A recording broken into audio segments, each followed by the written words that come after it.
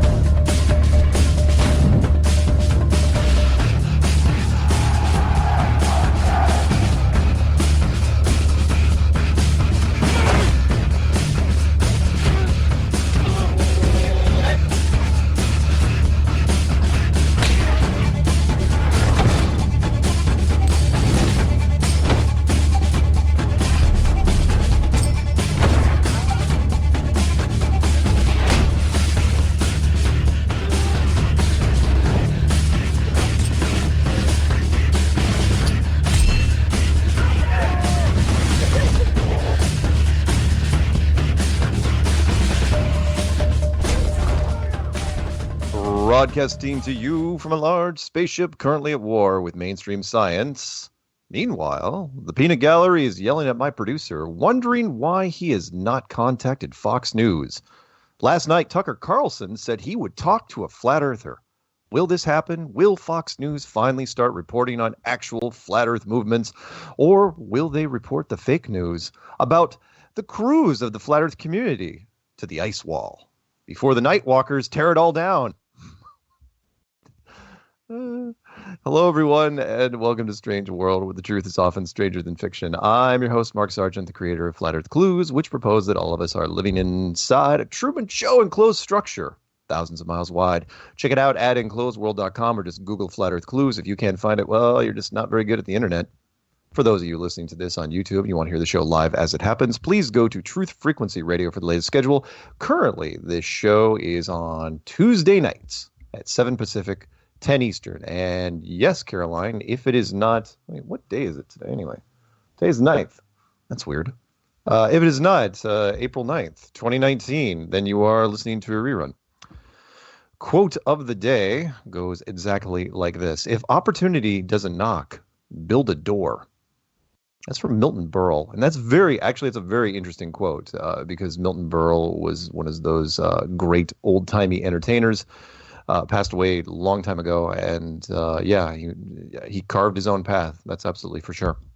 The Mark Sargent 2019 challenge is in effect. This is my personal declaration of war against mainstream science. I, Mark Sargent, put forth a challenge to any university, foreign or domestic, to loan me a self-contained spacesuit, put me in a vacuum chamber, and pull the switch. Find out what happens. For more information, please check out Flat Earth Clues, Part 13, The Lost Nail.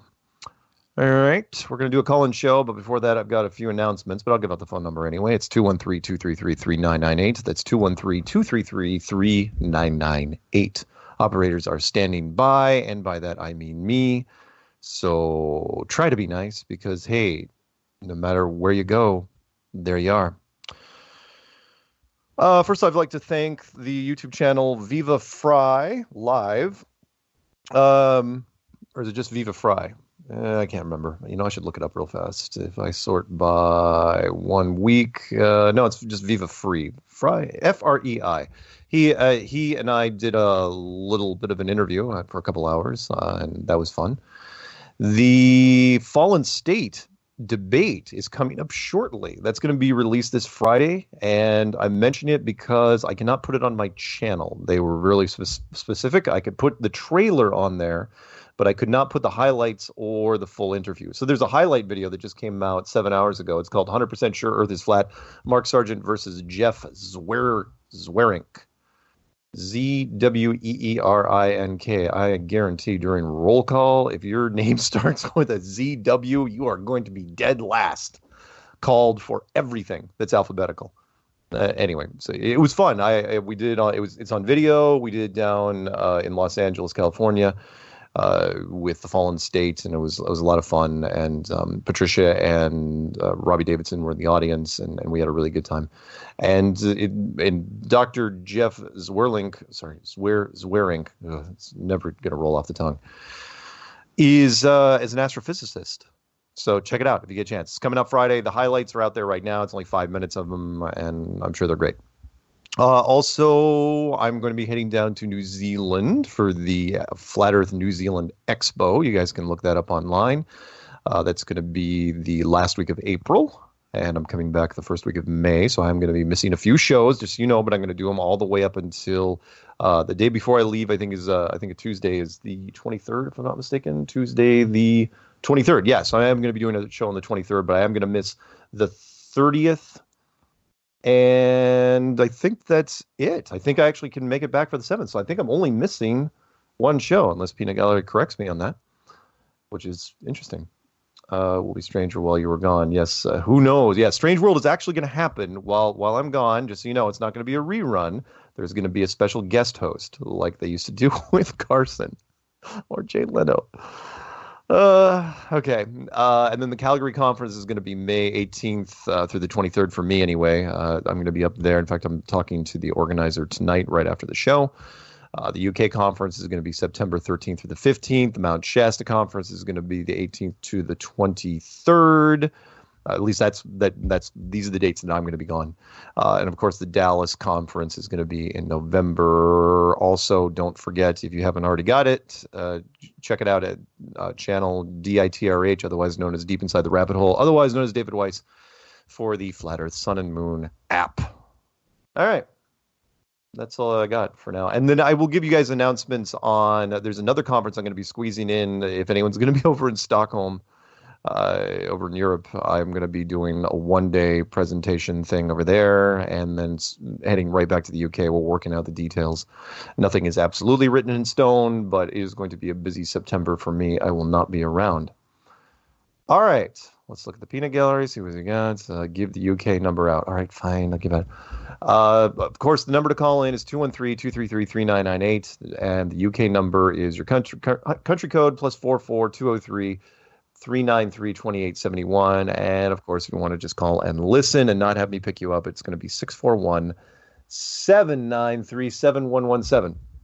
And I did all that without my glasses. It's impressive because my eyes are tired. All right, should we go to the phones?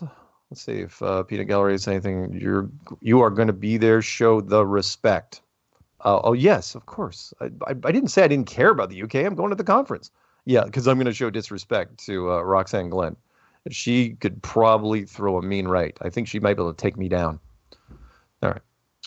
Phone calls. Let's go to 916. Let's just pick up the phone and see what happens. 916, you are on with Strange World. It's just you and me. And yeah, it's just great to speak with you tonight. I normally don't have time to hang out and make phone calls, but I was just chilling out after work tonight and got to talk with Paul and Nathan.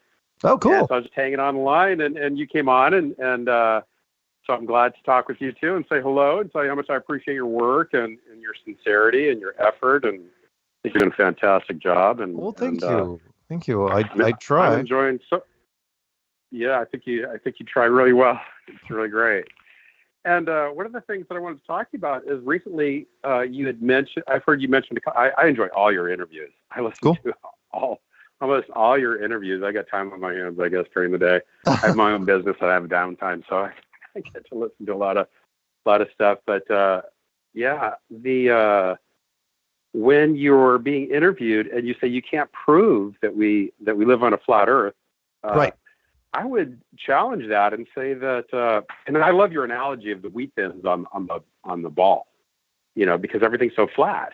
Yeah. And but I would say that the Earth is documented to be flat by surveyors. And I would agree. However, and I know where you're going with this. However, their out that they will use is, and because I've tried this before, I actually did work this out before, which was, yes, 95% of the surveyors out there are planar surveyors, PLANAR, and they treat all their projects like they're working on a perfectly flat world. However, the very small percentage of surveyors out there called geodetic surveyors treat the world like it's a sphere. And even though they're outnumbered 100 to 1, I've had people come back and say, no, geodetic surveyors treat it like it's a globe. It's like, okay. It's not that they cancel each other out, but it's enough of a doubt, that the average person, if they hear it, it's like, oh, okay. So, but I absolutely appreciate what you're saying. I do. Yeah, so they document it, but they don't put it into practice. So it's right. just a theory, basically. Right. Yeah. So if we're at the beach, there's USGS markers all over the place. Yes. And if we have a beach where it's already been marked, then if we had I say we, right? Like I'm going to get involved. Leaning on you, Mark, to get it done, right? I like everybody, right? So, like, if we just had somebody, as the one you had, I love the subject matter experts. I like to point people towards that. Yeah. And because I have my own business, I have a brick and mortar, and I have people coming in all the time, the same customers. It's actually a water store. So I see the same people over and over again. I have a lot of credibility with these people. I flat smack people all the time, and I'm pretty good at it. It's kind of fun. Nice. But and do it like a boss. But that's something I wouldn't bring up, though, is the surveying thing, because that's just like out of people's realm. I talk about things that they can wrap their mind around. But for us, okay. Go ahead. No. Go ahead. Right. The surveying thing, I'm thinking, if it's already marked, I'm just going to use Newport Beach and Huntington Beach in Southern California. They might be like 6 miles apart, 5 miles apart. It's already USGS. One says 12 feet above sea level or something. The other one says 13 feet above sea level. It doesn't make any difference. Right. Because the lines are parallel. So if somebody just went out there and surveyed that and said, yep, they're both at the same level, that there is, so in other words, that the lines don't cross, the levels don't intersect. Right. That line doesn't intersect. It can be documented that it's not a ball. More or less. You already got their markers. You go out there, you pay somebody to actually do the survey. I actually rolled with I haven't seen the Netflix, but I went out and hooked up with Jaron out of Stockton, and I drove down there and did that thing. And I knew what he was doing at the time. You were there? Was I was there, yeah. And I haven't seen the Netflix. So I don't know if I'm in the movie or not. And I care less. I don't know. But at the very least, you were there. I was told, yeah. And the thing is, I was there to lend support. And it's not about arguing. And like, I knew that for me, because I've done a little bit of surveying, that, you know what, it'd be better just to survey the water. Like the water over here, the water over here. Or you use their markers if you surveyed it. Versus shooting a beam that can be disputed because you have to have that thing level anyway. Right. Whereas if you're using, and there's no way, let's say you went out and you proved that. Well, you don't have anything. But in a court of law, if you went out there with surveyors, you could prove in a court of law that it's flat. Because it's documented. You paid for the survey. They've put their stamp on it. They say these are exactly the same level. And you're using their USGS markers to do it. Yes, I hear you. You're close. You are close. However, there are a bunch of people out there that wouldn't. Surveyors have been. We've thrown surveyors in the mix quite often, and they just won't accept it as absolute proof. Is what I'm saying here. There's a lot of people. You've seen it in the comment sections where people. It's like most of the time. It's like, well, show me a picture of the edge of the earth, or show me. It's most of the time they want photographic evidence, and you've heard me say the lines like, look, if I had absolute proof, I'd be on the cover of every magazine that there ever was. So I give them right. And the a other little thing bit. too, and during those interviews, I get you too. During those interviews, like if you brought the surveying thing up, you just totally lose them anyways. Yeah. Most of the And time, you are going to lose. Remember, the average person on the street, Right. and I learned this 4 years ago, doesn't even know what 8 inches per mile squared means. And so when I just snicker when anyone from the scientific side says, "Well, that's not the actual formula," and after 500 miles, and they start throwing out all these different calculations. I'm going, no. You're losing your audience immediately because most people don't know what 8 inches per mile squared means, and that is basic algebra. So bringing a surveyor into it, I trust me. Right. I love. Right. Look, you've seen the subject matter list. It's long, and I love it. There's a whole I bunch want, I want more. Yeah, so do I. And we're still. I mean, honestly, we've covered just about every person. I know. Yeah. The only person we haven't really got is surveyors, aerospace. right? So, but anyway, the point is, if that list isn't used, I mean, I'm trying to use the list more and more. It's just so tough because people, you've heard the skeptics. It's like, well, they aren't real. They're liars. You paid them to do this, and it's like, no. They're absolutely all real people. And they came to me unsolicited. Yeah. But if that list doesn't convince people, it's gonna. I've got to stick to what I've got to give them something, which is, can I prove it to you? The average person on the street right now? No, I cannot. But I think the follow up to that is even more relevant. Is like, look, I can tear down the globe in so many different ways that you have nowhere else to go but something that's not the globe, which helps us in the end. Mm-hmm. Because remember, 30% of our membership doesn't even believe in a dome. So it's like, okay, fine, don't believe in a dome. The point is, and that's fine. Yeah. As long as you hate the globe, that's all I care about. Which is why when people like even accuse me of things, I say, do you still believe in flat Earth? If they say, oh, you're a government agent, you're a co-intel guy, or you're an exec or whatever this. And I say, do you still believe in flat Earth? And they go, yeah. And I go, then I don't care. I don't care. Believe, follow anyone you want. You follow Paul on the plane. Right. He's a great guy. Listen to his stuff. Anyway, sorry. Anything else? I was listening to the podcast, Dave's podcast. Yeah. Dave, and I think his guest co-host is, help me. Matt Long. Matt Long, yes. Or Curious Jay. I love the podcast too. Yeah. Yeah, and Curious Jay, very good. And the other day they had somebody on that was a teacher, and the gentleman was trying to give them, use some type of logic, I whatever. Listened to some of that. Like if I never annoying. I wanted to choke the radio. Yeah, it was. Well, I thought I'd hang in there and keep listening to it and hope that they could turn them around, but it didn't happen. But we learn from our mistakes, and I know that there are next time that they, and I learned from it too, and that is to turn it around on them. Well, why don't you explain to me how you think you live on a spinning ball? Explain that to me how that works without any, without using NASA, without using this and that. And one of the things I'd just like to share a couple other things as far as my flat smacking goes. I like to just walk outside and just say to people, does it seem like we're on a spinning ball? Does it seem like, do you feel, just like you're right out there, you're looking at does it seem like those clouds are spinning at 1,000 miles an hour with us, or somehow they're Velcro to the earth? I mean, when you're out there, the physical evidence, when you're right there under the clouds and you can look at it, it's powerful.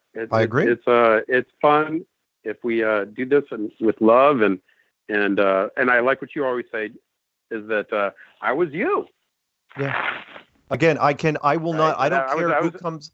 I don't care who comes at me. I mean, unless they take some personal shots.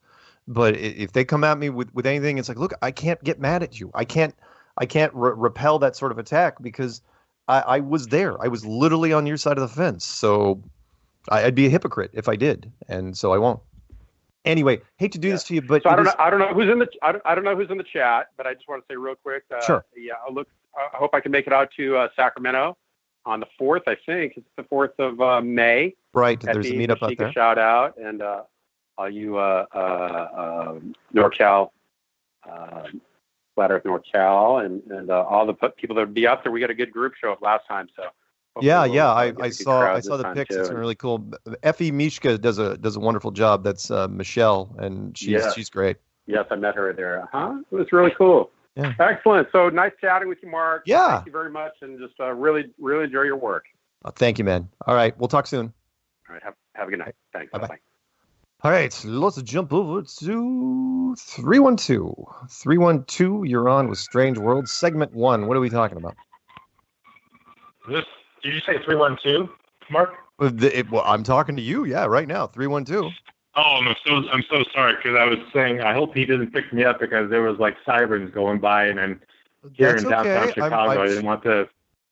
I'm sure they are there for you, so it's okay. No, not.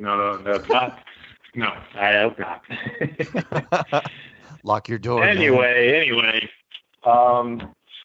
just wanted to let you know, I bravo, I really enjoyed that interview with Viva Free today. That was very entertaining, and you handled that like a boss. I mean, that was just a great. Do you want to know the reason why I did that one, by the way? And because people were wondering, okay, what the heck was Viva Free, or Frey, or however you pronounce it, FREI.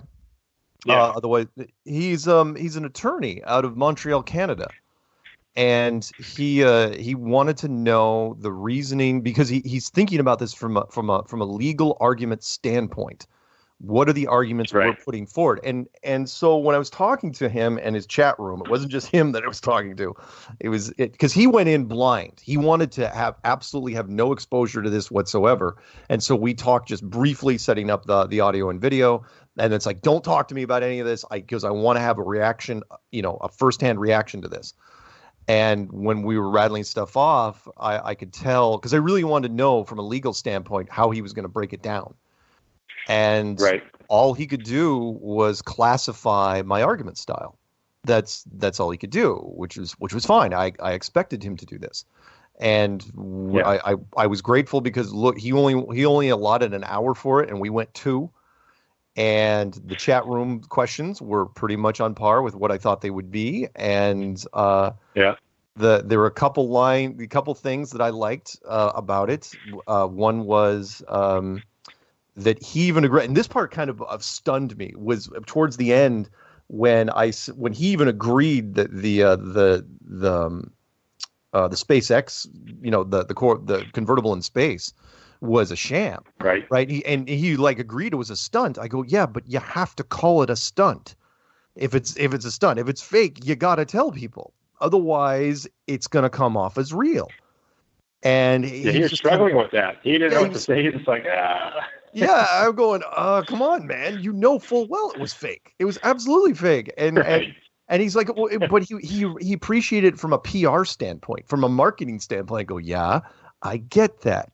But you got to pull it back. Let's say Frito-Lay all of a sudden decides to do a CGI car in space, or CGI, whatever, a van of chips in space, right?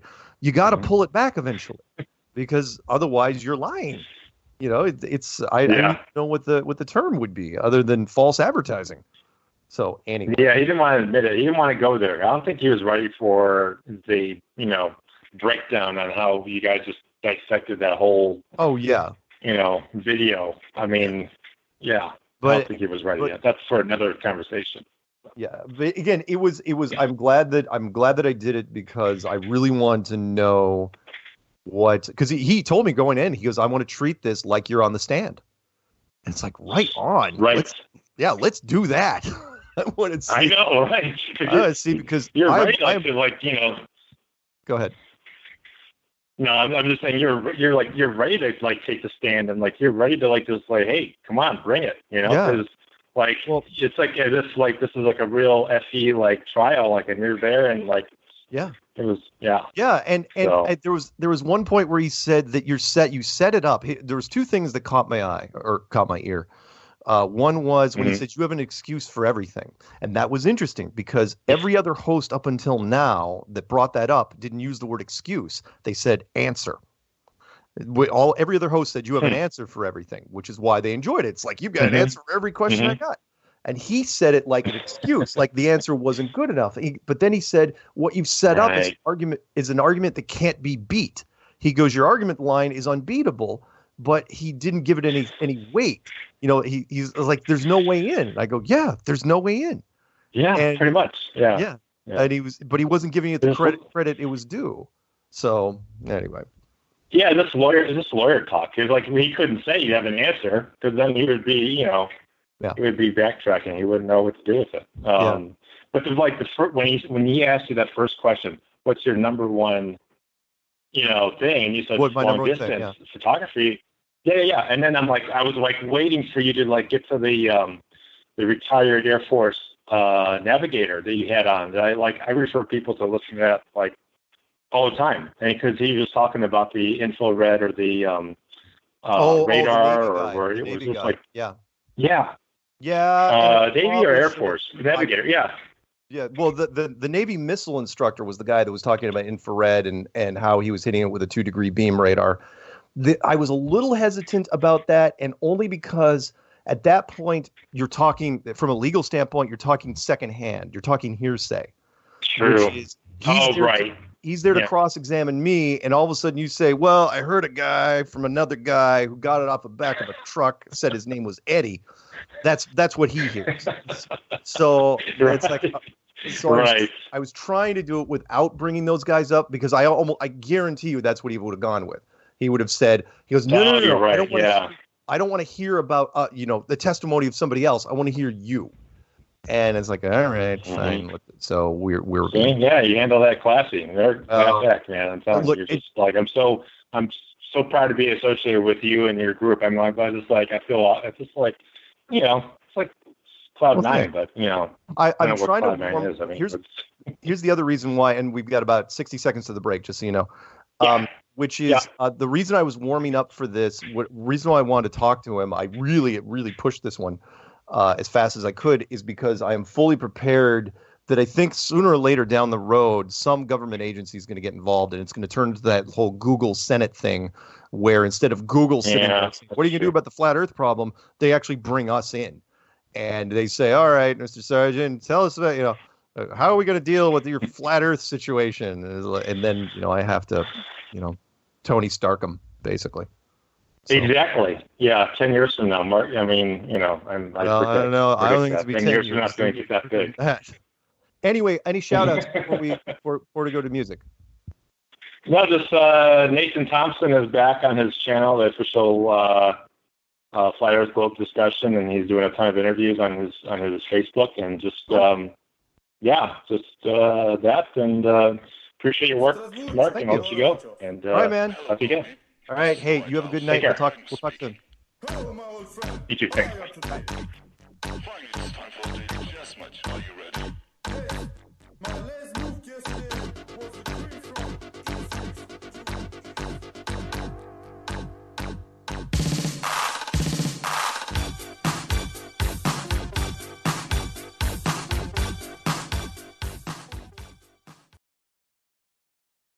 We are TFR.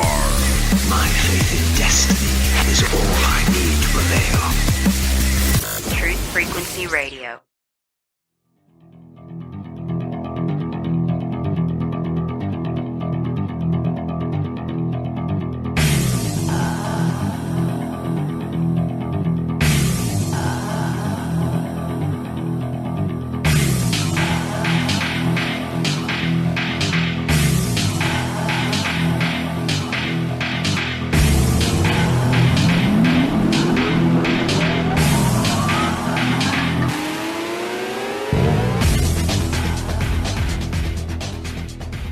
Welcome back to Strange World, part 2 of 4. We're doing a call-in show tonight. Phone number to call in is 213-233-3998. That's 213-233-3998.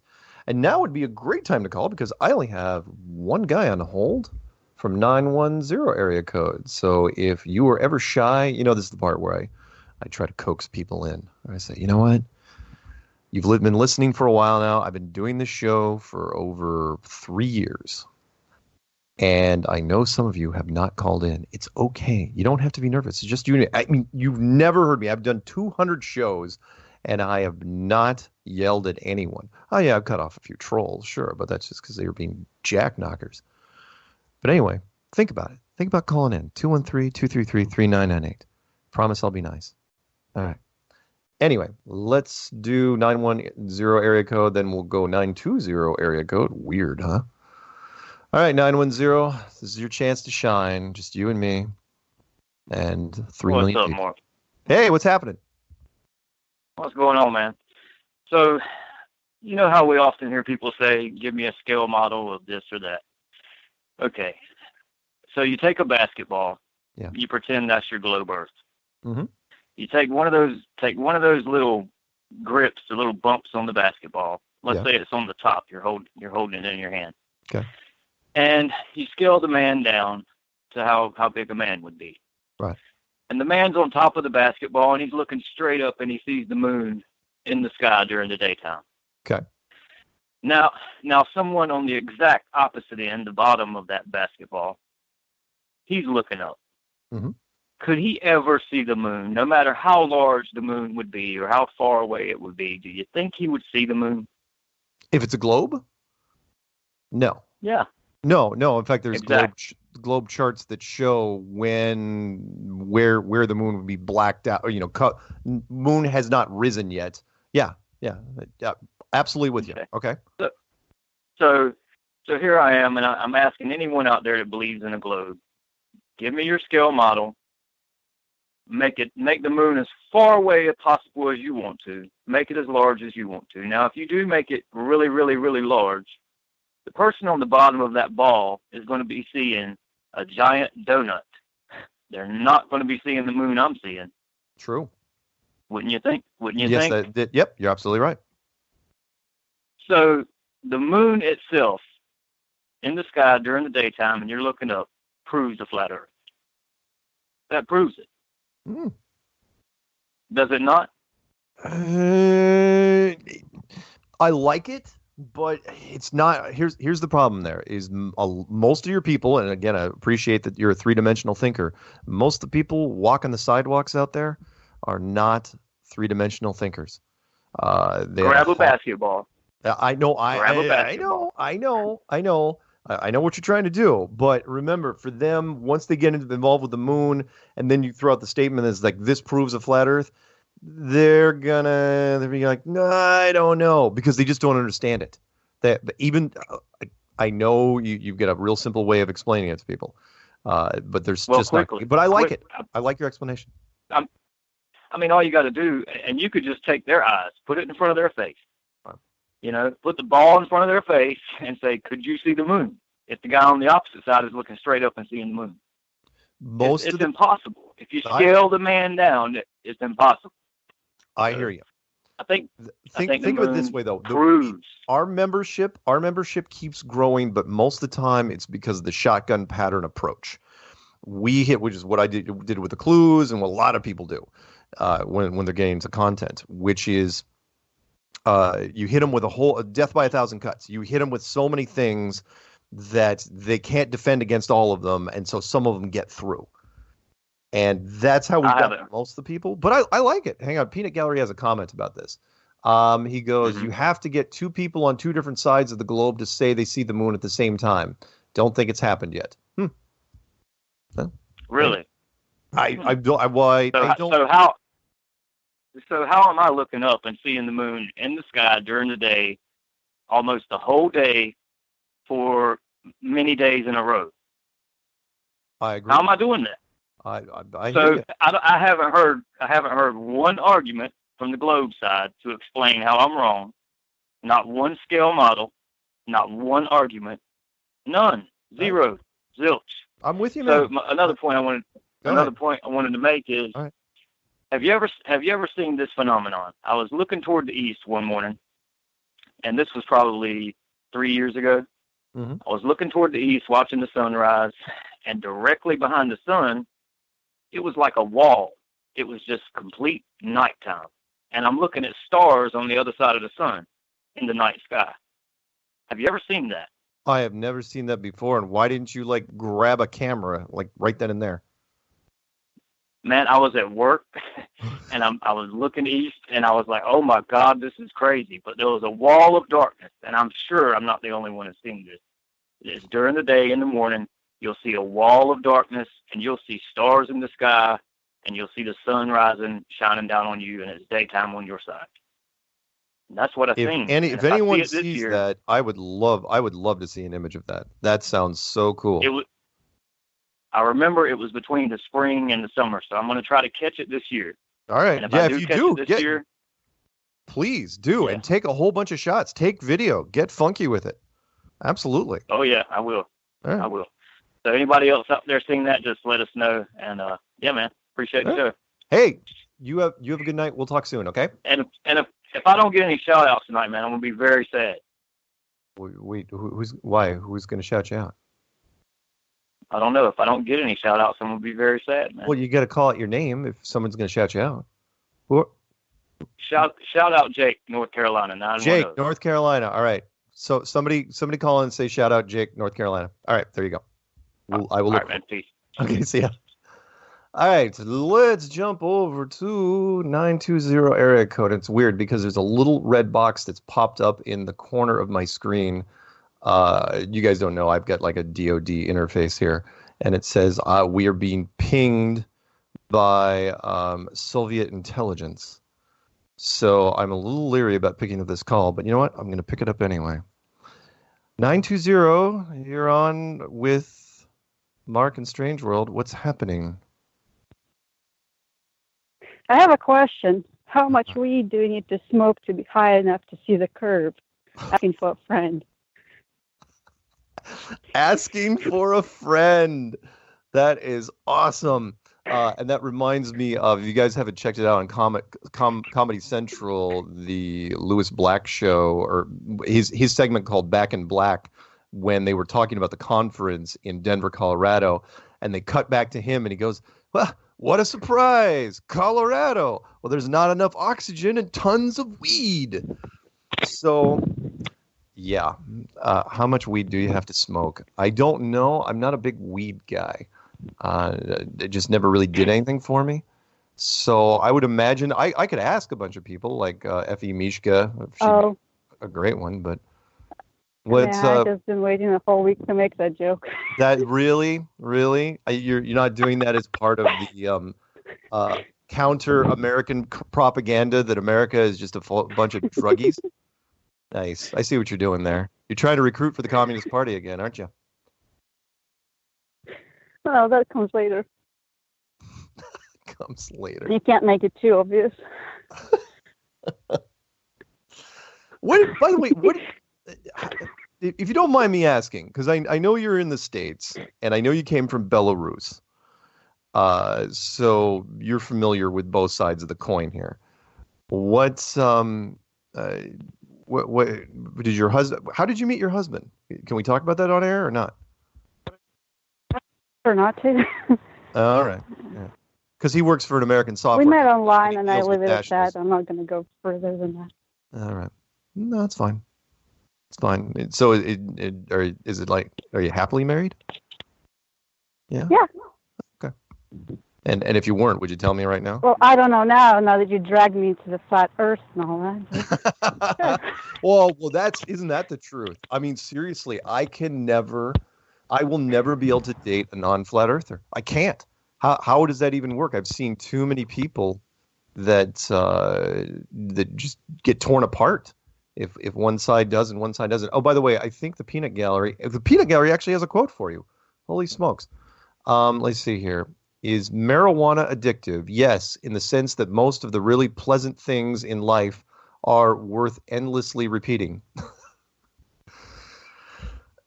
Nice. That's from Richard Neville. Nice. Good quote. Anyway, what else did you have? I can't hear her. Is she talking? Peanut Gallery, help me out here. I can't hear her anymore. Did my mic go? Somebody chime in. Oh boy. Don't hear her, but you can hear me. Hear me. Apparently Belarus's handler and or husband has done something to her. I hope she's okay. And we'll put her on mute until something. If you want to talk, we'll kick your connection and then you can come back.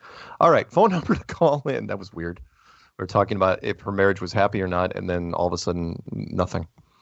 And Peanut Gallery says, KGB cut in. Yeah, absolutely. Don't know what the hell happened there. And thank you, Zulu, I was worried. I was worried that I wasn't broadcasting because I didn't hear her. I was a little worried. Okay, anyway, phone number to call in is 213-233-3998. That's 213-233-3998. And now would be a fantastic time to call because I put Belarus on hold. until she figures out her connection issues. And if she was smart, she would just like close, she would just hang up and then dial back up, and I might be able to pick her up again. But after her, I got nobody on the line right now. So what am I going to do while I wait for callers? And I know there's a whole bunch of you that would love to call in and talk about whatever. You can ask me whatever question you want. I don't care. I'm pretty much an open book at this point. I know. And Peanut Gallery's saying no because he thinks I'm going to read emails. And then Zulu says he's going to call in, which is awesome. And I was just going to go through the headlines, actually, because I just go into YouTube and I type in Flat Earth and I set the filter to 1 week. And then I go through the list, and there's all sorts of fun stuff that's been happening this week. It's been a busy, busy week. Professor Dave Explains, going after Globebusters. Globebusters has a new enemy. The Viva Fry, of course, interview with Flat Earth theorist Mark Sargent. And even the guy that did the music. Here's where it gets weird. The guy that did the soundtrack for Behind the Curve, the documentary about Flat Earth. And he's calling it the original motion picture soundtrack. I don't know if that's...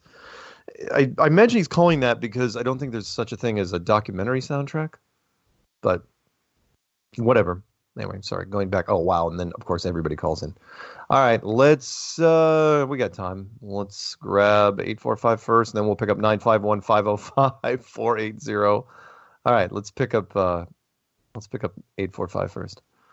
All right, 845, you ready? Here we go. Start spreading the news as I take a sip of wine. I'm leaving today. I want to be a part of it. New York, New York. Talking about with my vagabond shoes. That's right. There you go. Longest anyway, hey man, what's going on? Too funny.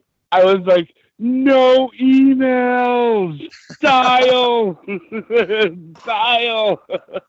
But everybody's scrambling around. Funny. Like, yeah, seriously, all these people are like running to their phones like, oh, please don't let them email. That's too funny. Oh my goodness. Oh my God. You know everybody was.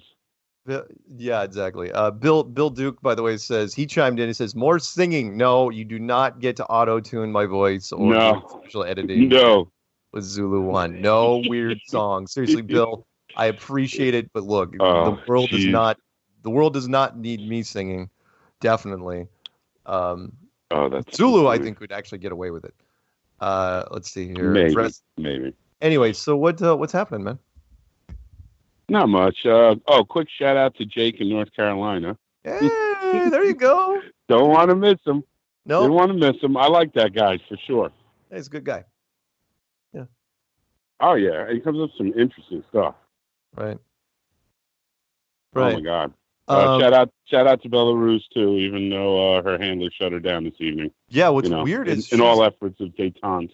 Yeah, she's still on the line, but you know what? I'm going to kick her just because I don't think the connection's still working, unless she was like muting because her husband came by and like did one of those open hand, like he like raised his hand and she was like, So what I'll do is I will drop her and I will drop her out of the conference and she is gone.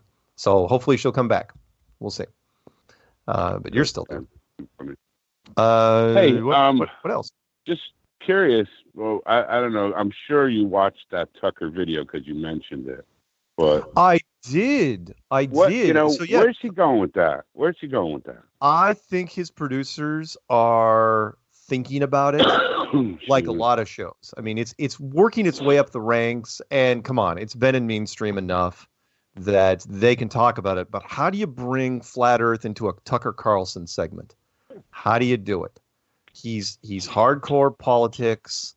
What's the segue? Yeah, fine. You could do like end the show with a Flat Earth thing, but yeah. And Peanut Gallery saying you could tie it into fake news. I suppose you could, but then you're opening the door up to potential fake news. And remember, the media doesn't like talking about fake news as a real topic. So I don't know. I don't know. I think they're just kind of testing the waters out. But, well, maybe if he does it Joe Rogan style, where he just happens to mention something regarding it, a comment every couple shows, every show, then eventually it might be comfortable for people to listen to. Maybe. That's what I'm thinking. That would be, I And tell you, it I don't would be know. a feather in our cap if we could get on Tucker Carlson, because if Fox News covers it, That'd as be you know, for a lot of crazy. people in this country, from God's lips to Fox News, if we could get on that, the other networks would jump on it, and then we'd be everywhere. So I'm crossing my fingers. Yeah, that'd be insane. Absolutely nuts, I think. Yeah, yeah. The only thing I don't like about Tucker is he squints at the, look at his facial expression when he's talking to guests. It's always the same thing. Yes.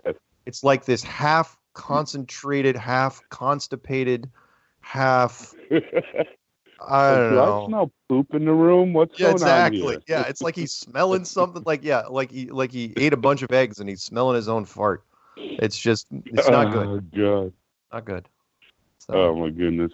Hey, it'd be interesting if you can, if they discuss it, if they bring it up. That'd be interesting for sure. I'm crossing my fingers. There's a quote for you, by the way. In any moment of decision, the best thing you can do is the right thing. The next best, tongue-tied. The next best thing is the wrong thing, and the worst thing you can do is nothing. Teddy Roosevelt. Ain't that the truth? Yeah. Big hero of that the is the Spanish-American War, by the way. I have a quote for you, and this is, I'll tell you who it's from. It's from, I never knew his first name, Mauritius Cornelius Escher, MC Escher. Oh, I wow. never knew that was what the MC stood for. Yeah. Well, because your thumbnail, and I like this one. I don't use drugs. My dreams are frightening enough. Yeah. I think that's fantastic. Because there's so many people who don't, not that, hey, whatever, you do them, whatever, that's you.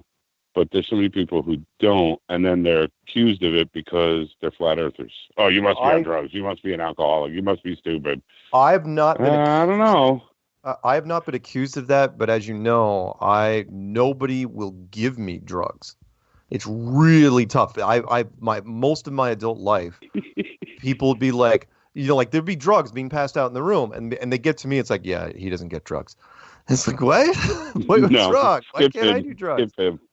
And people, to this day, I have never done mushrooms, for example, and I always wanted to do them because I thought I saw some guys at college who did psychedelic mushrooms on a pizza, and they were all laughing so much their ribs were just in so much pain, and it looks so fun. And I go, why can't I do that? It's like, no, dude, you're not getting any of this. It's like, what the hell? Yeah, you don't need this.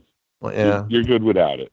Yeah, my friend up in Canada gave me a bunch of a bunch of marijuana. Everything that had to do with marijuana, it didn't do anything for me. And then it's like, all right, fine.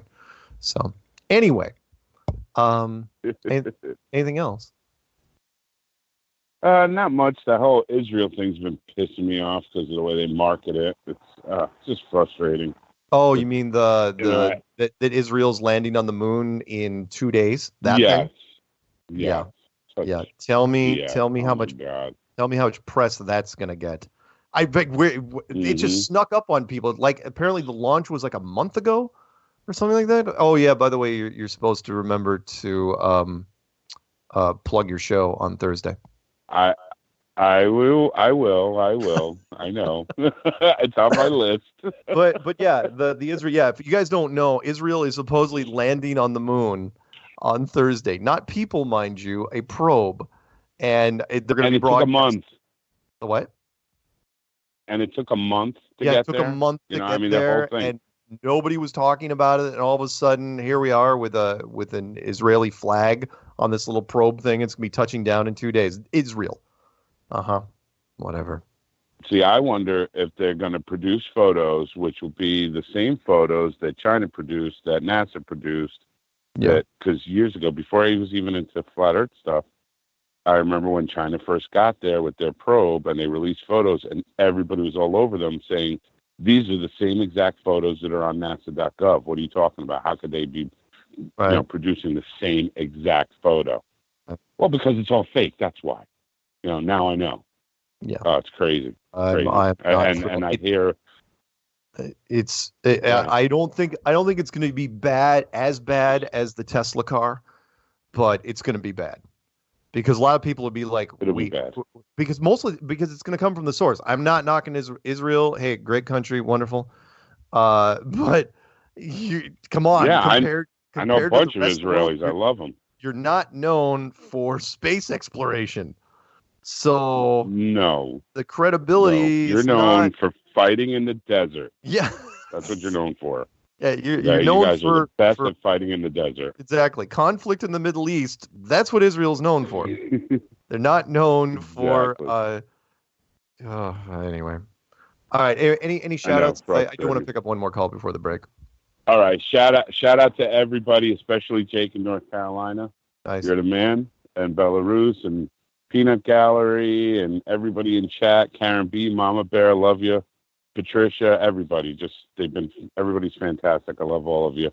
And remember, Thursday nights, Zulu 1 night school with myself, Shauna Collins, the other guy, Brian Burton. Tonight, this week, we'll be discussing the automobile.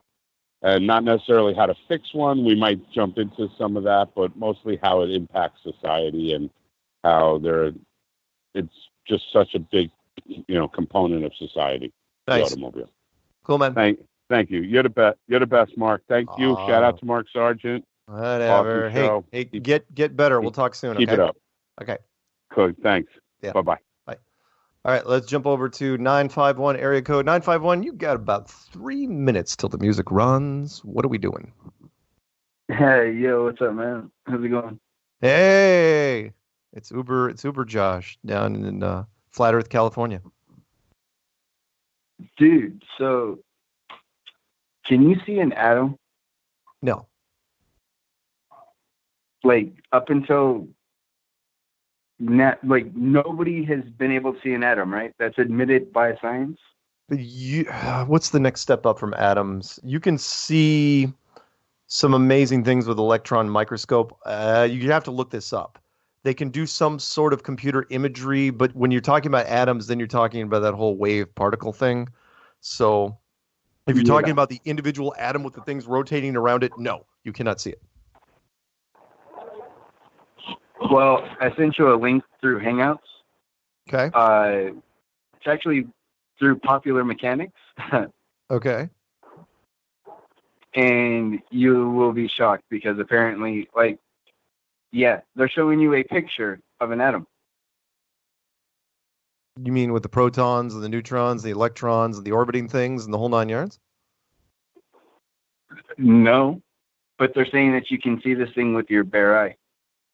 All right, I will look at that link. Definitely. It's a very bold claim by them. I'm just saying. And you know what? Peanut Gallery just sent me the very thing. Scientists captured an impossible photo of a single atom. With that little that little white dot in between the needles. Yeah, dude, they're saying that. What the hell are they even talking about? That's impossible. The atom would be 1,000,000 times smaller than that. You can't see an atom with your single eye. Oh my God, that is. Look at the picture. Look at the picture. What device are they using, dude? What is that black area that around it that is giving it that perfect little backdrop so you can see it? Yes, sorry. Hashtag not buying it because the bigger picture has pictures of screws next to it. Okay? We all know, if you believe it, that the atoms are ridiculously small. I mean, they're the smallest things ever. The whole point is, oh my God. Anyway, I'm sorry. We're chewing up clock. Mark, check this out. So here's we're going to break in 10 seconds. Going to break in 10 seconds. Dude, you know what? Stay through the break, Josh. Stay through the break. We're going to music. All right.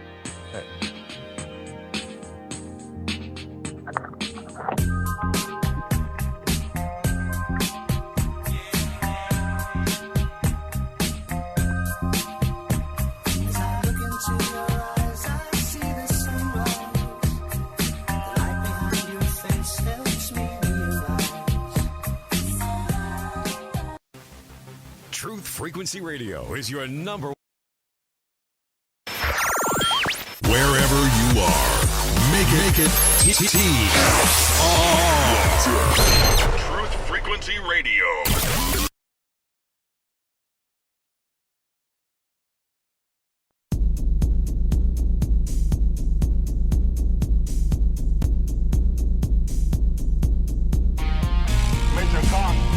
Major Kong. Primary target the ICBM complex at Laputa. Switch all receiver circuits to CRM discriminators. What's cooking on the threat board? Nothing. Alright, tell you what you better do, buddy. You better give Elmo and Charlie a flash, man. Bump everything up to condition ready. Stand by the call on the base. Major Kong. Major Kong. Hey, what about Major Kong? Clear and plain and coming through fine. It's great to be fine. What about Major What's happened? You see the string in my neck, Scar. What about Major Kong? I never told you. Hey, what about Major Kong? Welcome back to Strange World, part 3 of 4, doing a call-in show, 213-233-3998. That's 213-233-3998. We got, who do we got? We got Uber Josh on the line. We're talking about a photo, and granted, the photo was taken last year, and Peanut Gallery wanted to have me read a thing. He said, still, that doesn't mean you'll be able to see the atom with your naked eye. This image is a long exposure shot, which means even with all that laser light, it's still too faint to pick up without equipment. But given how incredibly tiny atoms are, looking at this photo is probably the closest you're going to get. The thing that bugs me about this shot, Josh, is that, yeah, fine, it's a single pixel, but I mean, you could Photoshop this image so incredibly easily. You know, you set up the needles and put the faintest of colors in the middle of that, and that's it. So yeah, and it didn't. I noticed it didn't get a lot of traction because it was a year ago when they took that shot. Yeah. So I just thought it was weird. I was like, why didn't I see, where did this come from? Like, because over the last year, I've typed in like the same search that I found that under, but this time this popped up. It was weird. The part that bugs me most about this, and then we'll get off this topic, is this particular image won first prize in a science photo contest conducted by UK-based Engineering and Physical Science Research Council. So a scientific group, it actually won a prize. And if you know anything about Photoshop, it's like, you know how hard it would be, because especially when you zoom in, how hard it would be to paint that little purple dot in there. It wouldn't be hard at all. In fact, that'd be the easiest part of the entire image. In fact, it's perfectly centered. That's the other part that bothers me. It's like not right or left. Nope. Smack dab in the middle. Whatever. Sorry, it bothers me. Anyway, what else is going on, Josh? Nothing much. Just been hanging out, still dealing with my damn car. I cannot believe it, dude. Going on the third one. So I'm actually gonna get a hold of Toyota and be like, hey, your car's like eating through water pumps. That is a little strange. Water pumps take a while to burn out. Yeah. But besides that, everything's cool, man. Cool. They're all still up to their shenanigans, and we catch them on a daily basis as they come by. Cool. It's interesting. Everyone that used to hang over at Poncho's all the time we all started doing like our own streams and stuff now. Nice. And we just like skip around from channel to channel. It's kind of interesting. Cool. And started getting a hold of a lot of what people would consider trolls online, right? Yeah. Started approaching them a different way, you know?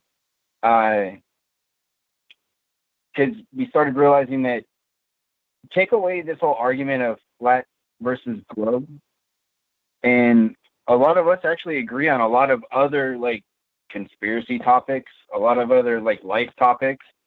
Like cool. There'd be people that we'd be hanging out having a beer with or something like that, you know? Yeah. Like, and so we kind of started going at that angle. We've actually had Globers come on the channel before and just be like, dude, I'm just here to hang out. Let's talk about anything besides like flat Earth Glober shit. We'll just talk about anything. Like, so that's actually kind of cool. Like just trying to reach people on, I don't know, I guess like a personal level, you know? Nice. Because we all That's have excellent, things man. in common, dude. But all right, I'll let you to the other calls that came in after me. And it's funny that Zulu must have just barely beat me. He did. He just barely beat you. I mean, like maybe 15 seconds. So. All right. All right, man. I'll talk to you later, man. Okay. Have a good one. See ya. All right. So let's jump over to, we'll do 505-480-920-270. Let's just get to it. 505, you're on with Strange World right now. What are we talking about? Hey, first off, Mark, I'm hoping Belarus is okay. The suspense is killing me. I'm sure she is. She seems pretty funny and got her wits about her. I've talked to her several times, so I'm not worried. I'm not worried yet. If she calls back in, great. I didn't write down her phone number because it changes on a regular basis, you know, because of the whole algorithm thing they've got going with the switchboard. Sure. But yeah, don't worry. It's cool. We'll figure it out. I'm sure she's fine. We'll hope for the best.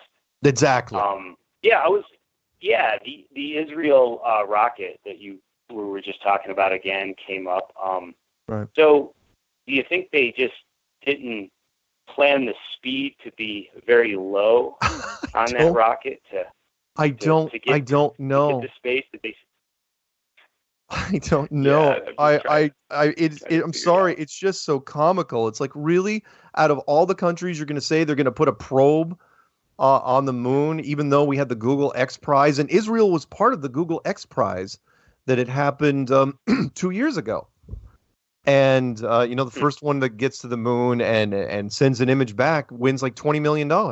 And everyone backed out. Everybody canceled. Israel wasn't even close. And then all of a sudden it's like, whoa, we're gonna land a probe by ourselves. Nobody's even. Why wouldn't you take advantage of the Google X Prize? Why are you doing this now? Sorry. I hope that will be interesting to see, because remember, it's kind of a slap in the face to America, is how much the American media covers it from the television standpoint. Why would you cover this? I mean, NASA hasn't done anything in years. Nothing when it comes to the moon, and all of a sudden, Israel's just going to plant, and by the way, where are they going to land? We don't know this yet. Bet you they don't land anywhere near the Sea of Tranquility. I can't wait to see. Yeah. It's amazing. So check it out. Amazing. And, this is something that's been racking my brain for a little while. Yeah. When I first got flat smacked, I think it was on Ground Zero, and I didn't know who it was because I came in the middle of it, and I said, well, I got to go check this out online, and of course I didn't even remember who it was that was the guest on that show. Mm-hmm. And I believe it was you, because I looked it up the other day to see what guests he's ever had on Flat Earth, and you came up. So I was just wondering, were you on there like around 2015 or 2016? Wait, which show? Clyde Lewis, Ground Zero. Oh yeah, yeah. I was. Okay. He was my. Okay. In fact, I had done very few interviews, and Ground Zero called me, and they said, "Hey, how would you like to come on?" And it was a really short notice, and I came on, and because of Clyde Lewis, I got to do Coast to Coast. Because Coast to Coast actually listens to Clyde Lewis. And yeah, it was a really nice show. And we did call-ins. I mean, remember, this was 2015. I didn't know anything about anything. And he's taking calls. There's people getting mad and people cracking jokes. But it was a fun interview. So in fact, it's posted on my channel right now. I'd have to look it up. Maybe Peanut Gallery will find it for me. But it's definitely in my first 10 interviews, I think, was Clyde Lewis. Yeah. Okay. 2015. Yeah, the amazing thing is I just couldn't remember for the life of me who that was, and I've always wanted to know who that was, because I didn't catch who you were or anything until actually I got into it, and then it led me right back to you anyway. So I was just always wondering about that. And that brings up, because I know you've talked about being on Coast to Coast, and this led to Coast to Coast. That's why I was curious. Those guys, did they pretty much just drop it after that? Well, a lot of hosts, they cover different topics, and Flat Earth is still volatile enough that you don't want to run it more than once every so often for a lot of these shows. And so that I've run into it with, I mean, I've done hundreds of interviews at this point, and most of them are like that, where it's like, okay, we're going to do a Flat Earth show, and then we're not going to touch it again for a while because we're nervous about the audience. And with Coast to Coast, it was a novelty thing, but they did come back around. It wasn't George Norrie, it was another host, but I did 2 Coast to Coast interviews. One was with one of their backup hosts, so they will come back around eventually. But it took some time to do. But yeah, with most of them, they do it, and then it's like, okay, let's see what happens, because again, they're nervous about their audience, and so they just they keep an arm's length at it. The host especially. Sure, makes sense, because 99.9% of their topics are reinforcing space in the globe. So yeah, I just wondered if they kind of thought it wasn't going to go anywhere, and then all of a sudden when it hit big, they were just like, we're backing off on this.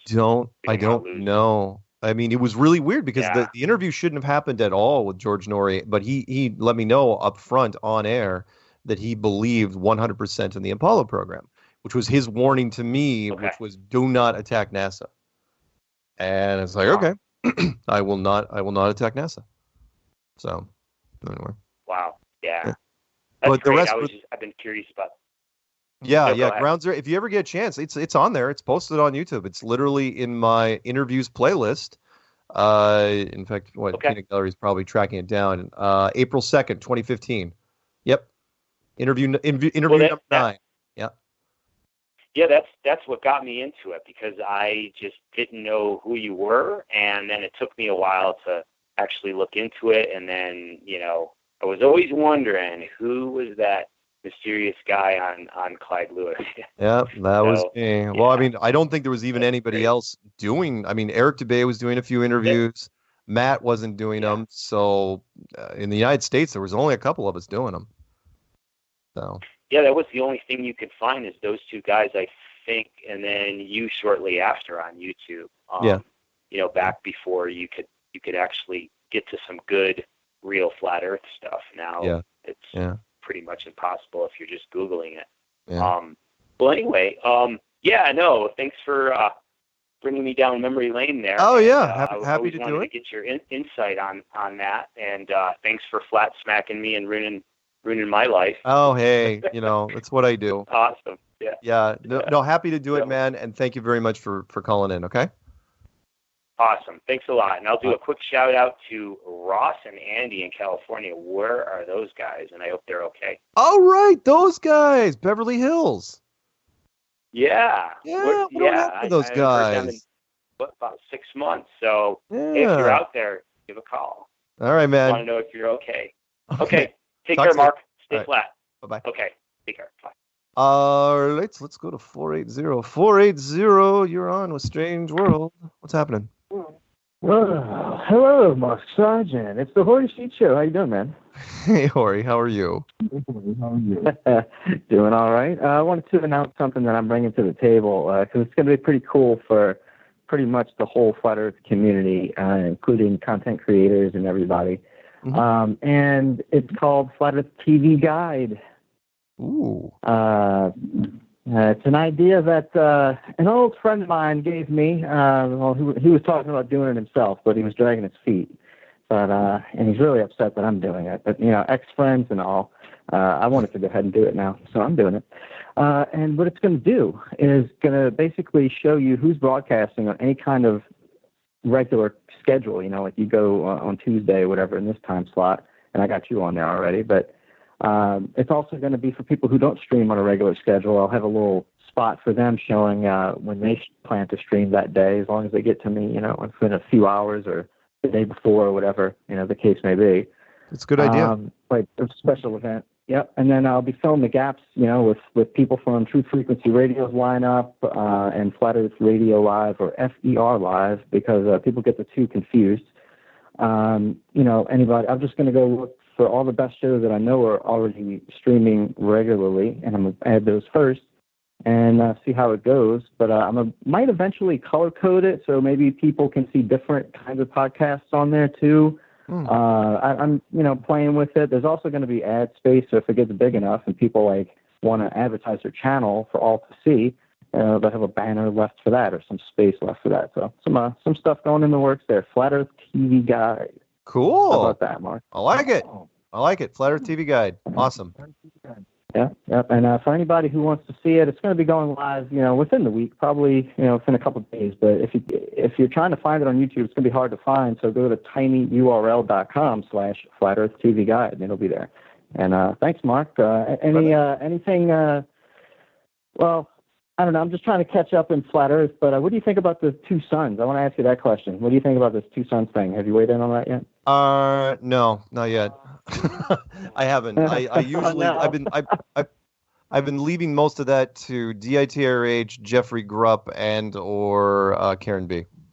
at the moment. Whew.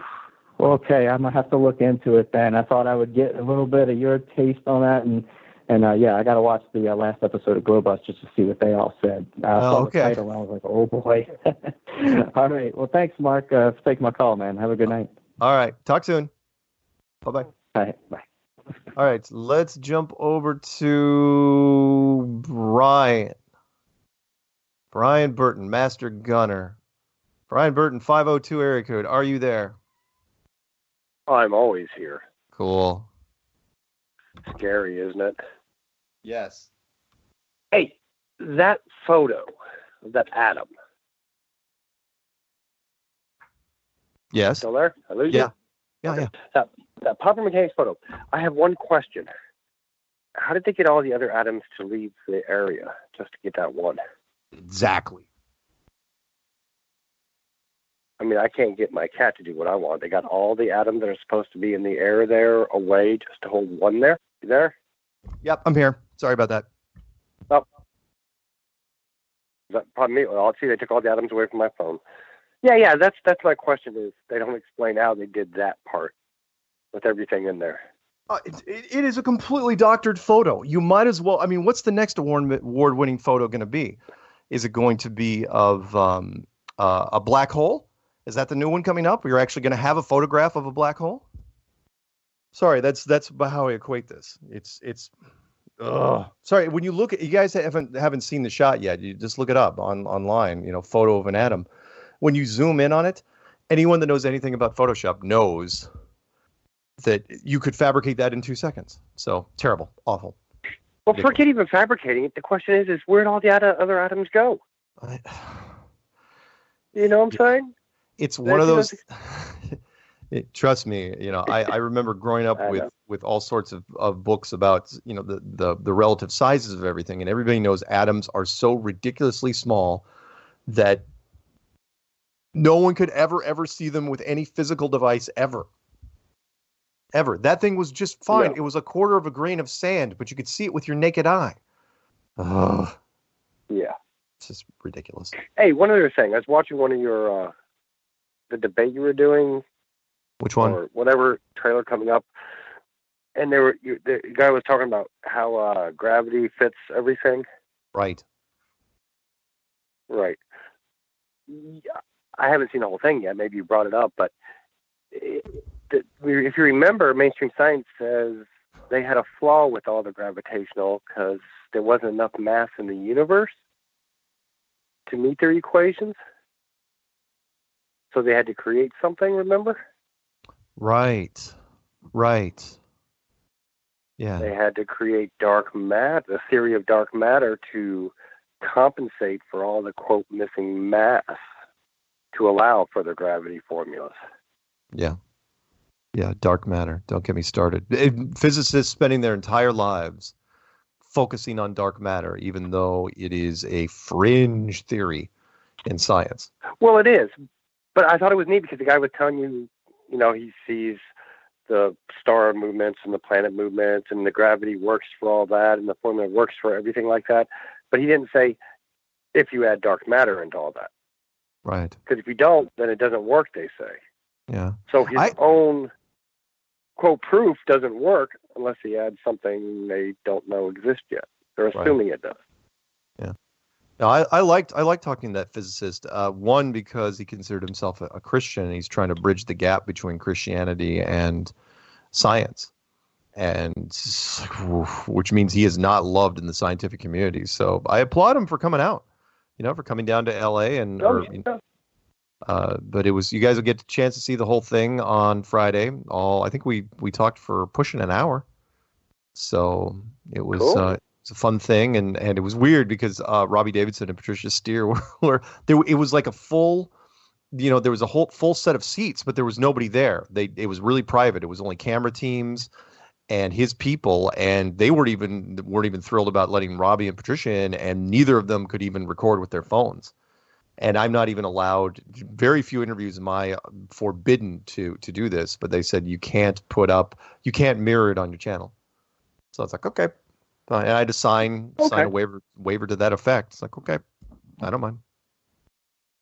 That's cool. That's fine. Yeah. All right. Well, I'll let you go. Get your other callers, and I will do my first shout out to Ace McLeod, just so I've done it once. Yep. Shout out Ace. Right on. All right. Have a talk good to you one. soon. All right. Let's jump over. Where do we leave off? Let's go to, now I'm going out of order here. Let's do 270 area code. 270, and then maybe we'll try to go back to 920. 270, are you there? Hey, my name's David. I'm in Western Kentucky. Western Kentucky. Okay. Yeah. I was just listening to Master Gunner there. He's talking about that atom photo, and then you said, what's going to be next? We're going to see a photo of a black hole? Yeah. As it turns out, tomorrow there's announcements all over the mainstream media that a group of scientists from around the world have gotten together and are going to release the first ever photo of a black hole. I am a prophet. That is awesome. Really, they're going to do this, and people are going to buy it because you can photograph black holes, even though physics. Well, it's mainstream media. They're going to be fake news. They might as well go all the way, right? And why? By the way, I don't think this is a coincidence. So tomorrow they're going to release a photo of a black hole, and then the day after, Israel is landing on the moon. Yep, there's your space reinforcement stories. Awesome. And Peanut Gallery. Israel. Go ahead. Probably be establishing, that first moon base everybody keeps talking about. So. Yep, you're absolutely right. There it is on CNN. First ever photo of a black hole is expected very soon. They are fighting us with everything they got. Well, I absorb a lot of media, but I can't catch everything. Oh, who knows? Maybe I did catch it. Maybe it was subliminally put in my head, and that's why I was thinking about it. But I didn't know that it was getting released tomorrow. Yep, space reinforcement story. I saw the announcement. I was browsing Reddit, and they had put it in one of the science subs, and I was like, "You got to be kidding me!" So I went and looked it up on Google, and sure enough, here we go. They can photograph atoms. Now they're going to photograph. Yep, photograph atoms, black holes. What are we going to do next? Ghosts. They're going to do angels and photograph God. God in a big white bathrobe. God, because you look around hard enough on YouTube, you can see where people claim they photographed angels. Yeah, and fairies and hobbits and stuff like that. Oh yeah, by the way, Game of Thrones comes out this weekend, if I'm not mistaken. So everything will line right up. White Walkers, gods, black holes, atoms. Yep. Get all of our sci-fi in all at once, right? Right. Well, thanks. Anything else? Yeah, I just wanted to ask. I don't know if anybody ever asked you this, but I was just curious. Who are a couple of your favorite, say, new to flat Earth YouTubers because I know you browse around to see what's new. I do, and we got about a minute to the music. New flat earthers. Let's say if I set the filter to 1 month, let's see if something jogs my memory. New people. The thing is, there's such big channels that have gotten into it recently that it's tough to find. Flat Earth Brothers have really rocketed up the charts. They got 50,000 subs. They caught my eye a few times. Everybody else is just kind of reporting on things. Here's the problem. Okay, here's the problem I've got recently, and I'll do this really fast because we're running out of time, which is the filters were broken for a couple weeks, and so new flat earthers, you couldn't see them anywhere in the metrics because all the big channels were drowning them out. So brand new flat earth channel. I mean, there's nobody brand new that's caught my eye because they just haven't worked their way up the ranks yet. No lies. Within the last 6 months or so. 6 months. I don't know. No Lies Dome Skies, who won an award at the Flat Earth, the Flatties. I think she does fantastic work, and she's really young and has just been climbing the charts. Anyway, I hate to do this to you, but we're going to break. Any shout outs before we go? I was supposed to say shout out to Jake in North Carolina. Right on. And Ace McLeod, and shout out to you. Oh, thank you. Thank you very much. All right. Nobody else shouts you out, so I figured I might as well toss it down. Thanks, Mark. All right. Thank you, Ben. Bye. It seems to me so strange. Check wallet for his name. His face is in the muck. I think his zipper's stuck.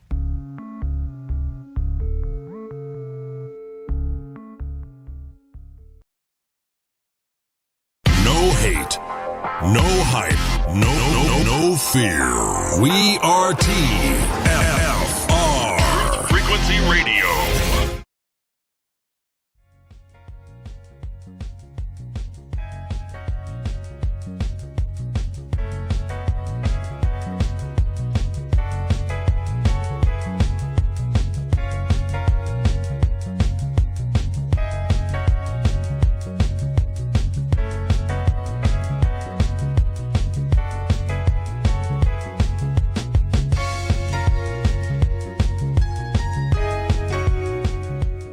Welcome back to Strange Worlds, part 4 of 4. Earlier, we had the Taylor Swift Hour of Power. But just then, yeah, that was Joe Jackson stepping out from his album Night and Day. Okay, we're doing a call-in show, 213-233-3998. That's 213-233-3998. And let's jump over to, hey, we might luck out here. It's 920 area code. You know what that means. 920, I'm assuming you are alive and possibly have moved to a safe house. Well, apparently the body drop location is not picking up the phone line. So. Well, all right. Well, it's good. You relieved some of the people, their concerns out there, because as you know, they're worried. Even though you're technically on the other side. You know, it is a blue team, red team type of situation in this world. You know, but nobody likes to see a player get hurt, even if they're on the other side of the field. I think we have a weather moving in and it's affecting the lines. Either that or the last update on the phone, it's really messing everything up. So I don't know what's going on. It's could be either. Hard to say. All I was saying is that our tracking software, we couldn't track you anymore. So it's like, oh, great. So that cost us a little bit of money. We had already sent out units, but that's fine. Anyway, what else did you have on your mind? Oh, I called in last time, and I think I misrepresented the Face Like the Sun channel. And I just wanted to clarify a little bit because... Okay. We were talking Mandela effect. I'm sorry. And say it again? That's okay. Well, because you're thinking in Russian. Yeah, I know. No, I don't, but okay. Take your time. It's all right. We only have 27 people on hold. It kind of thanks. It kind of came across that he thinks that Mandela effect is a virus, but that's not what I meant. And I was actually sick, and really well, so I couldn't think straight. So not the Mandela effect or the Mandela effect or the Delta effect or the Mandingo effect. Something else. No, he was talking about, this world and sin being a virus, ruining everything in the way everything works. And because if you believe the Bible, right, you believe that it used to be a lot different than it is now, and animals and people actually can kill each other. Yeah. Well, I mean, again, I try to go from version to version, which is, if our unbroken civilization only goes back 5,000 years, and we know full well, I mean, at the very least through the Ancient Alien series, there are civilizations that have been here a long, long time before we were here. What was it like, and how does... Sometimes it's not that I question the Old Testament, but I think the sense of time where people have debated that for years and years has always been up for grabs, which is, fine, God created the earth in 7 days. Wait, 6 days or 7 days? Holy smoke, 7 days. I rested on the seventh day. But how many years, human years, are in a God's day? It's tough. You know what I mean? Yeah, but if you go that route, then God created trees, and then He created the sun the day after, and you can't wait 1,000 years for the sun. Well, you could if it was digital. You remember what I've said about... if you come from that perspective, then yes. Yeah. Come on. You've heard me say it, and I will stand by this, and that is God is a programmer. We didn't invent code. That was invented a long time before us. We'd like to think we were arrogant enough to invent code, but we're not. And from a physical standpoint, if you believe in the physics of a heliocentric universe and that the sun is a massive atomic bomb that's going off constantly, then maybe. But I don't. I don't believe that anymore. I think that however this place was made was very, very flexible. Sort of like, not to get into it too much, but sort of like when you're talking about like the first simulations we made didn't have a sun and the moon. The sky just got lighter or darker. And in some cases, we didn't even do that. We just made it one shade of light, and that's it. That's all we made, because that's all we knew how to do.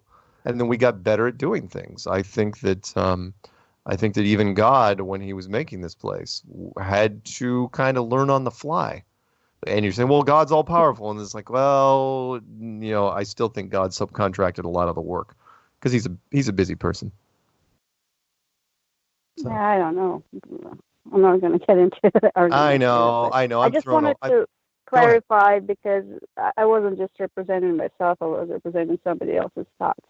And I didn't want to represent them wrong, because it's one thing when, if somebody misunderstood me, but it's the whole other thing when it's somebody else. So. No, you're good. I wouldn't worry too much. I get emails if somebody calls in and they're misrepresenting, then I would let you know.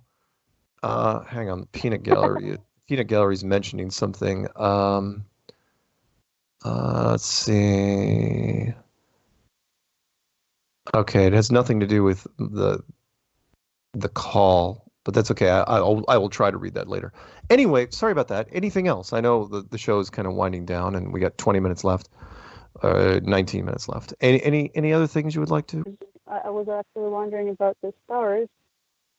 It's just a general observation. I never noticed it before, but I walk sometimes at night and look up. You can't see much because light pollution and all that, but you can always see the Orion constellation, at least the belt. But you could here. I actually could see more than in California. Yeah. And it usually this time right south from where I'm standing, and right after the daylight saving happened. Sometime I looked up and it wasn't there anymore, and I started looking around, and it shifted like 1 or 2 o'clock, hour And I was like, well, if it's because, you know, if it's because the time change because of the daylight saving, it shouldn't be to the west, it should be to the east. But it shifted to the west, so it's not that. And on top of that, I had to take the dog out 3-4 in the morning one time, and I look up again, and for the first time in years, I saw the Big Dipper again. And before, I didn't see it there, and it was right above my head, which is interesting. I haven't seen it in years, again, because of the light pollution and all that. But right, I don't know. I don't really have a reference point to this. Just keep an eye on it and track it. Let me know what if you have any. I am. If you have any theories.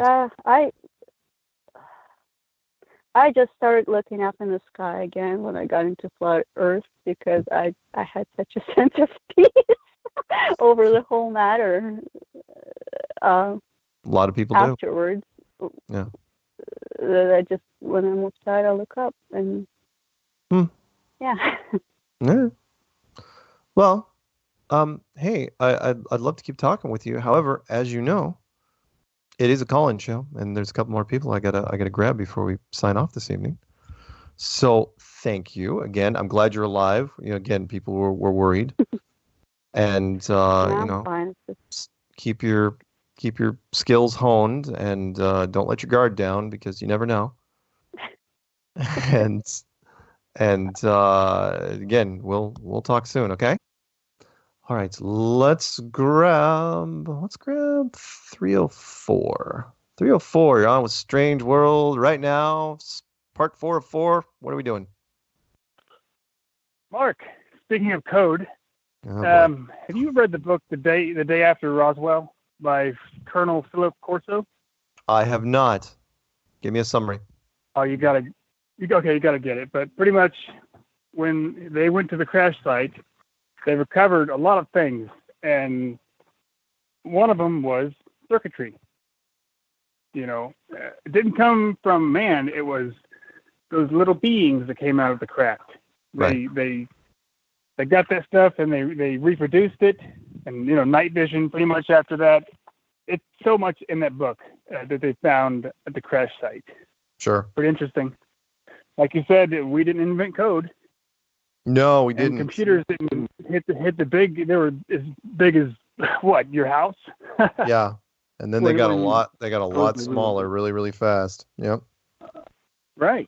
But yeah, you got to check that out. And the other thing was, I listened to the audiobooks of Grendel and then the Beowulf.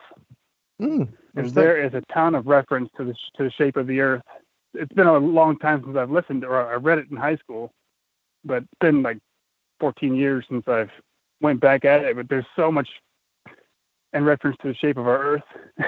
You know, the gleaming plain, the dome, the tall sky. Oh, crap. But it's pretty much up there in, Norway? And you're getting ready to go to Sweden, aren't you?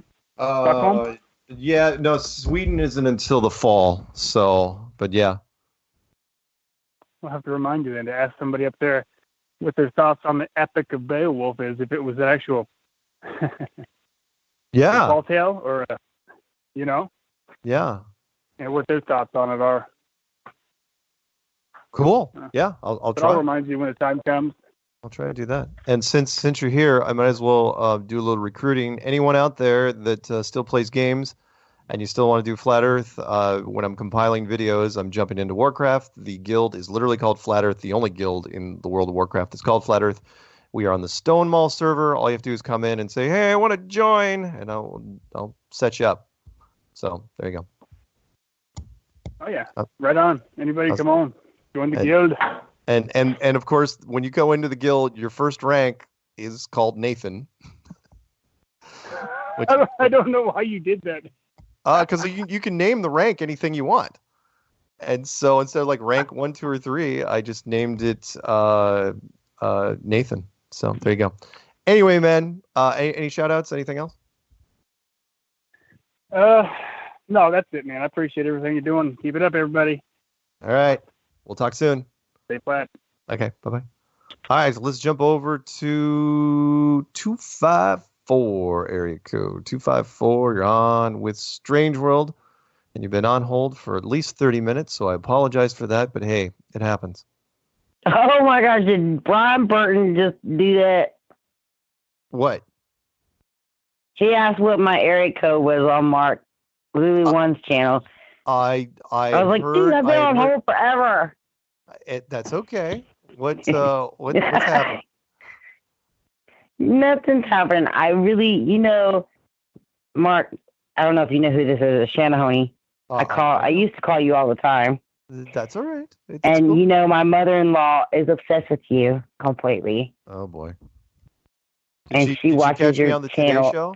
She tells you, I go to bed with you. Anyway, yesterday was her birthday, so I wanted to give her a happy birthday shout out to my mother-in-law Angie. Happy birthday. That's really nice. And tell her I'm thinking of her. Because I know she will watch the show and she'll hear that and she'll be like, oh my gosh. So anyway. No, seriously. I thought my best wishes to her. She had a great birthday. She likes to be alone and do her thing. So that's what she did. Got it. And I thought Hori had a great idea with the whole TV guide for Flat Earth. That's pretty cool. Yeah, that is a good idea. I like that. I also wanted to ask you, what do you think about, there's a lot of videos going around about the black dot in the middle of the sun.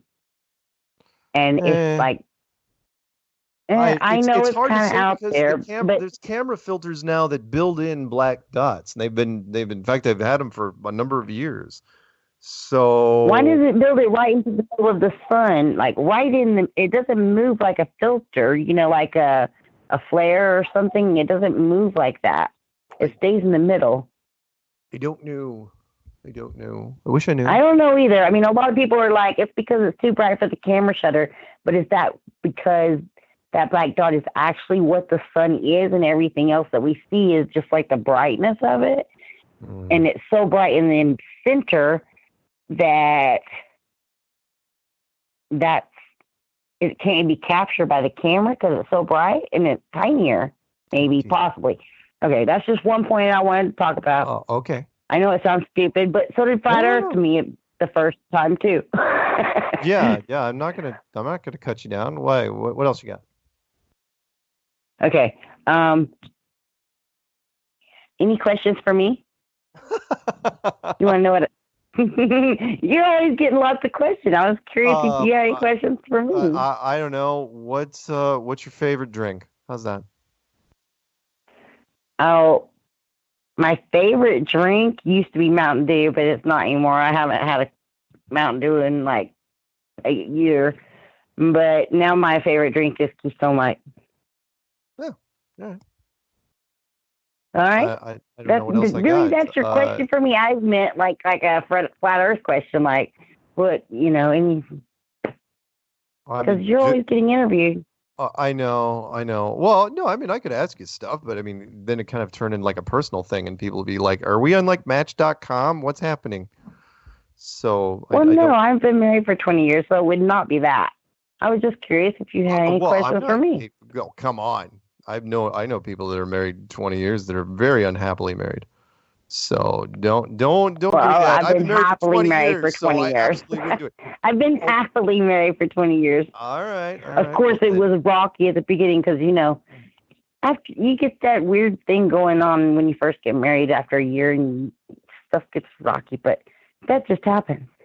Also, I wanted to ask, why do you think that everybody thinks that flat earthers hate science? Because we don't. We actually love science. It's not that they hate science. What they're saying is that, remember, flat earthers going in and saying that a lot of science is wrong. But it's pseudoscience. Well, again, that's our argument. And they come at it and say, look, science is fact. It's absolutely fact. And again, the line from Neil deGrasse Tyson: science is real, whether or not you believe in it. Again, one of the most arrogant things I've ever heard. And Peanut Gallery chimes in and says, science doesn't lie, but scientists do. The problem with science, that's right. Robbie Davidson and a lot of the others would chime into this, is that science is corruptible like anybody else, and they turned science into their own religion. And that it went from science to scientism, which is, again, you've heard me say this. You want to tell me what the boiling temperature of water is at sea level? Of course, I can test this with you. But you want to tell me what things are without you observing them yourself, like the core of the earth or dark matter or the Big Bang theory or evolution or carbon dating or all this stuff, well, then science has a real problem. And so again, it's not, I don't hate science, but men have... I never said you hated science. I agree with you. But I love science. I do too, and flat earthers use the scientific method all the time, which is, test, observe, repeat. That's all. That's not much to it. But right, if it's not repeatable, it's not science. Right. I have never ever said that I hate science. I just say that science has to be more transparent. They fell down. They went down the slippery slope that a lot of other groups do, and that is, if the people believe us just because we say so, then why don't we just make up some things, because they're going to believe us anyway. And that's why. And trust me, you guys, anybody listening, I did not say Mark hated science. I was like saying, why did they say we hate science? Yeah. We don't hate science. We love science. We hate scientism, pseudoscience, people making shit up and saying that's real. There's a lot of assumptions that people make about flat earthers, and it's fine because it's a learning process. I mean, you got to remember, not only do they think that most of us believe that gravity is simulated because we're a disk flying upwards through space, but look at the cruise ship thing is a perfect example of that, where all of a sudden all these media are writing that we're going to do a flat Earth cruise to the edge of the world next year, and there's major periodicals, and Logan Paul is going to be there, and there's a television team going to be from the UK is going to be there, and it's this big thing. It's like, what are you talking about? That doesn't, from a logic standpoint, that doesn't make sense. Cruise ships, by I think law, are not even allowed anywhere near icebergs. Why in the world would you? Why would you ever think you're going to do this? Isn't that why they invented the Titanic? Or why that happened? Well, the Titanic is a perfect example of that, which is, yes, do not put cruise liners next to icebergs ever. It's a bad, super really bad idea. So anyway, don't worry about the detractors. People will say all sorts about. I mean, you got to remember, in the documentary, they said, and I still this statement, I can't overdo this, which is they said that flat earthers are subject to the Dunning-Kruger effect. And if you guys don't know what the Dunning-Kruger effect, I do know what that is, but is basically the childhood, the playground argument, which is you're too stupid to know how stupid you are.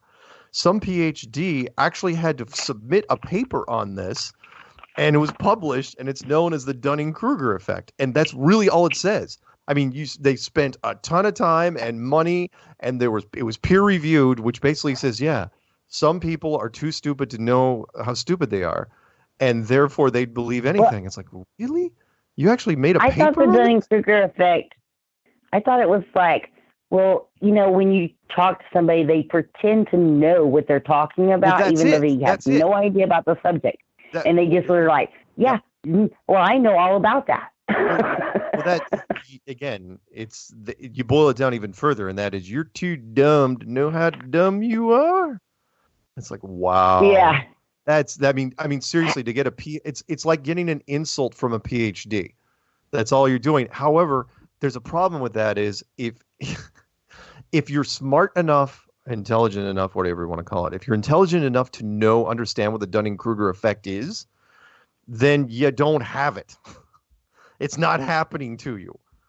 Ugh. Right. Just irritating. One more question for you. Yeah. What is this?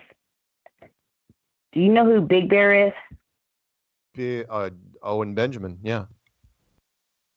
What do you think about his, what is your personal opinion about how he's breaking down kind of his journey? What do you think about that? His journey is mixed. He's a very open-minded guy, entertainer, comedian, done some parts in movies, and he made a few mistakes because comedians tend to push the edge, and he's burned just about every bridge that he had in Hollywood.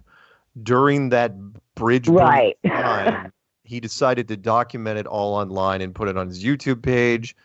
And at some point, they decided to demonetize his entire YouTube channel, even though he was making decent money on it. And because he was being kind of anti-Semitic in a funny way, well, you can't really do that in media. But yeah, he was open-minded. He revealed a lot of things about the industry, and in the process, burned bridges. And so now he lives not that far from here, up in Washington State, and. I mean, he seems like a good guy, and he helped us in the beginning of the year because he was talking about Flat Earth a lot, and I love that. I love that he was doing that and being really open about it and kind of describing his journey. So good for him. He's still talking about it a little bit every now and then, and his subscribers don't necessarily like it, but he's still going strong. Yeah. He's still got a lot of subscribers. And I find it very interesting. He's like, I don't want to be a flat earther. Somebody prove me wrong. Yeah. Well, a lot of I still say that. I'm loving it. I still say that. I'm loving watching him break you, but down. We're out of time, so the show's ending. Oh crap! Oh, well, I just want to shout out my mother-in-law again, Angie. Happy birthday! Happy birthday! Tell her happy birthday again from me, and we'll talk again soon. Okay. All right. Sorry if this is long since I called, but I didn't really have much to tell you. You're good. We'll talk soon. All right. With that, thank you for everybody that called in. Don't forget, I'm pretty sure I am. I'm doing Flat Earth and Other Hot Potatoes tomorrow afternoon with Patricia Steer. So check that out on her channel, otherwise known as FEOHP, and that'll be super fun. And then the interviews, I'll just post them as I keep going. And thank you for everybody else that's been helping out. Great year so far, and we got a couple more shows before the second conference. So I will be here next week, same flat time, same flat channel. So be there next week. Anyway, see you later, guys.